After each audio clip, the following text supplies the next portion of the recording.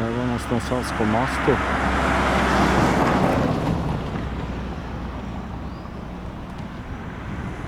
Ovo je Beograd na vodi, kao što znate.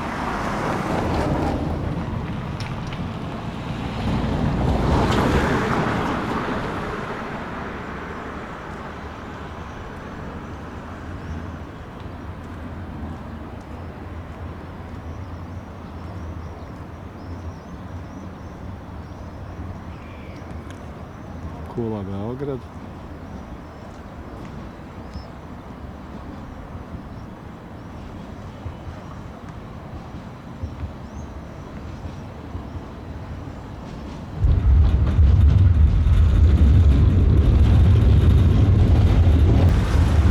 Ovo je Klinički centar Srbije.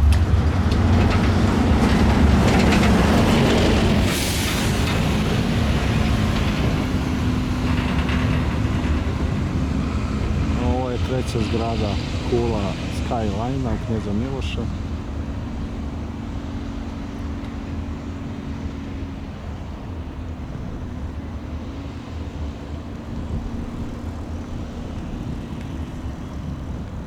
Ne vidi se ova glavna kula visoka, evo vidi se ovdje vrh malo.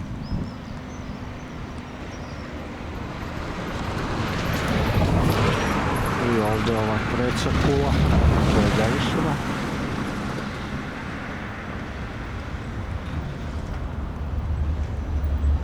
A gdje je glavna željeznička stanica Beograd centar.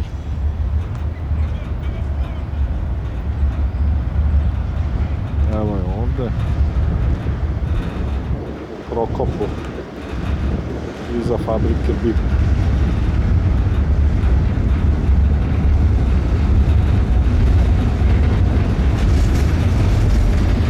Ovo je strana ka autoputu.